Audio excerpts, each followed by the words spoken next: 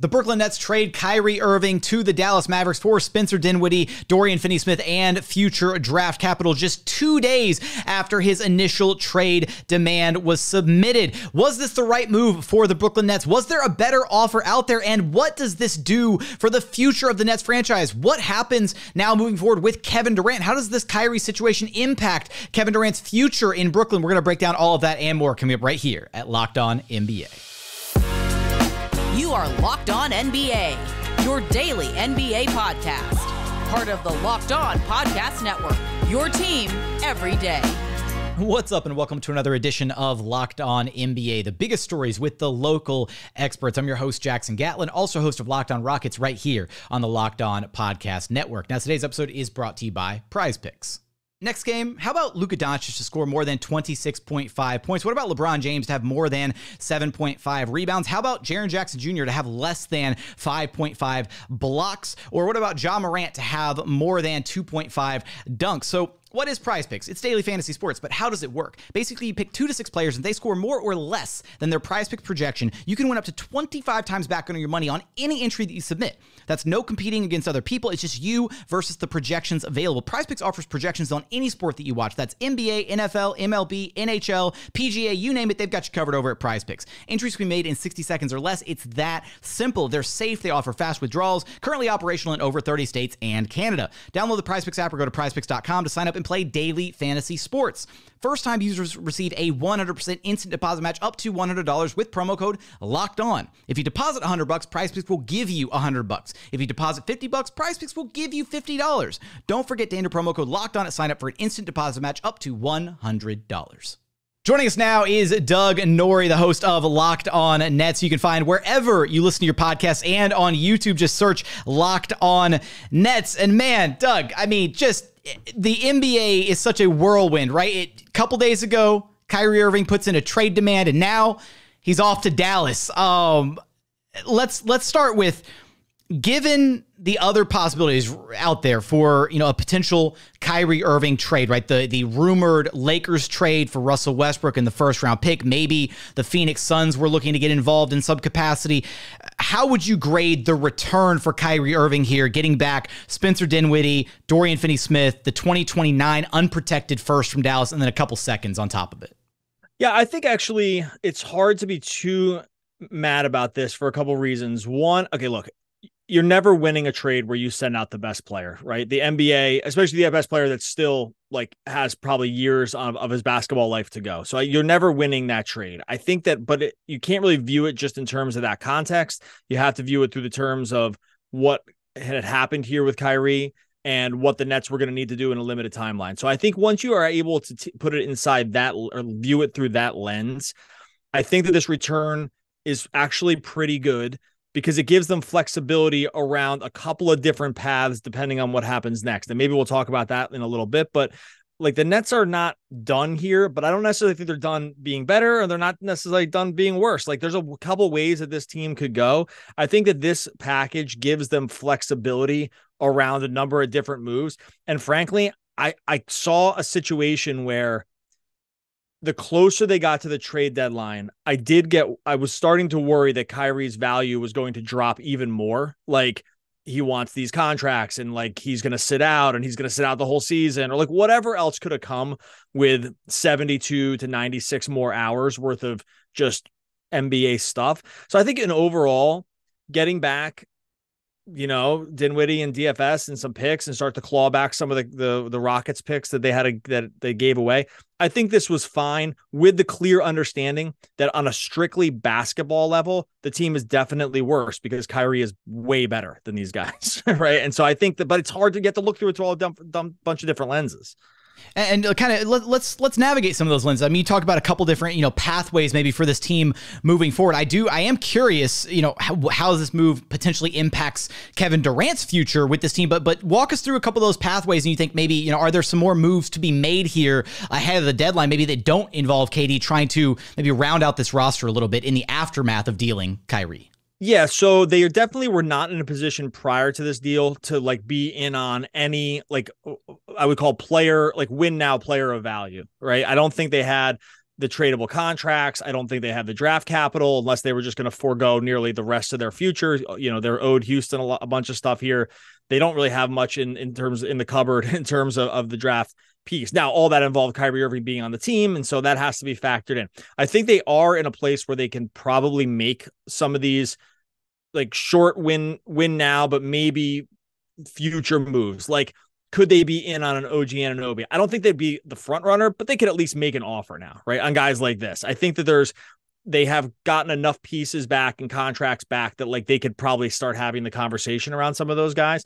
So I do think from that standpoint, this puts them in a different path. I think now clearly the organization is going forward now trying to get better around Durant, right? Like, I think that they have to do that. Even if they didn't fully believe it, they'd have to at least say there's lip service. I think they will go into this trade deadline with that mindset of like trying to still contend as much as possible this year. I do wonder if they would stop short of like unloading everything else that they have or everything they've gotten back in order to make the team good for this year around Durant. So that's just my opinion, but I think they're at least set up now to have a couple different discussions. But I think, yeah, like, could they be in on some of these trades? I think they can now. They have enough draft picks. They have some interesting contracts. They have pieces that other teams could sort of slot in and play depending on where they are in their trajectory. So I think they have some flexibility here. We saw some reporting that the Phoenix Suns would now potentially be interested if Kevin Durant were to become available. I mean, you mentioned just now that you think the direction of the franchise is now trying to just build very clearly around KD, take one more swing at it, this season, maybe revisit that discussion in the offseason. But just how does the organization moving on from Kyrie Irving here in this fashion, the way that they did, how does it impact KD's future, right? Do you think there's a world where they might actually start entertaining some calls for KD here at this deadline? I wondered about the time. This is me just saying this on my own, my opinion that I saw in the first 15 seconds where I read the Kyrie thing. I did wonder that at the timing of the Kyrie piece, while everyone would view it as, it was two things. One, I think that the Nets were very clearly wanted to be out of the Kyrie Irving business. Like, I think that it was very clear with the contract offer that they gave him, with how quickly this deal got done, that they were just like, this deal's fine. See you later. And I think that there was a part where I don't think that should be gone unsaid. I think that they were like, we did it. We tried it. It's you. It's not you. It's us. Goodbye. Right. And we'll take pennies, but we'll take something back. But I did wonder, like, the next thought was, yeah, we can look at this like this gives them time to retool this team to get better around Durant. It also gives them time for Durant to tell them, hey, Kyrie's gone. I don't want to be here either. The Simmons thing isn't working. Like, whatever. Like, there was time for other conversations here. I do think, I'm not sure, I'll say, I don't know, but nothing along those lines would surprise me at all. And he's already said that he wants to be traded once, so it's on the table. And I think they would probably entertain it, but would have to be blown away, right? Like, and it would so from that standpoint, I don't think it actually happens, but I think that it has to be at least discussed, right? Like, this team's on a totally different trajectory right now, and I'm not sure it's totally lining up with winning a championship, even in their current iteration with Durant. So I think that there's just there's a lot of moving pieces. And I think that, is there a world where, like, we're having the locked on, KD's getting traded on Wednesday? I think it's, I don't know, 10%, something like that, but it's higher than 0. And you usually with KD want to be at 0%. Are the Nets still contenders in your eyes right now with no other moves made? Are the Nets still contenders right now? For the championship, no other moves made? No, I don't think so. I don't think they're contenders. I think that I think Kevin Durant, we've seen Kevin Durant is good enough to win you multiple series kind of on his own, right? Like, we are only 2 years or less than 2 years removed from him putting this team on his back and almost getting them past Giannis and Drew and Middleton in that series. Like, he was by himself basically in that series, and they almost did it. His toe was on the line. They would have won. Would they won? They might have won the championship, right? Because they could have gotten some health and stuff like that back. So I don't think you can whenever Kevin Durant is on your team, the ceiling still has to be pretty high. I think that in its current form, I don't think they're contenders, but I think they could, like, if Simmons comes back and is sort of like what we saw in December from him, then I would start to move the needle up a little bit more, right? If if they were able to make one more move here for sort of a secondary piece, then I would move them up a little bit more. But I think you really have to squint and see it here, just because there are just some other really, really good teams. It's kind of like less about the Nets, and just some of these teams are already fully realized. And I think that it's harder with the Nets. You're still in this, and we're on 3 years of this, man. You know this, like you are in tell yourself a story land, right? Because like with the Nets, you've had to consistently tell yourself a story about why it's going to be good.